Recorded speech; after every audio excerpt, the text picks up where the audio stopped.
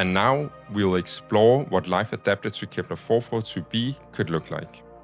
Bristled jaws are pig-sized omnivores with wide feet and powerful digging claws. They emerge in spring to dig through soft soil in noisy groups. They have flattened heads aligned with stiff bristles for scraping in the soil.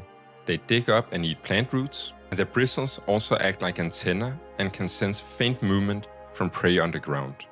In this way, they can detect and eat grow grubs and other animals that live underground. Bristled jaws live in communal burrows, where they survive the winter by huddling in tightly packed communal nests, sharing body heat to survive the brutal cold.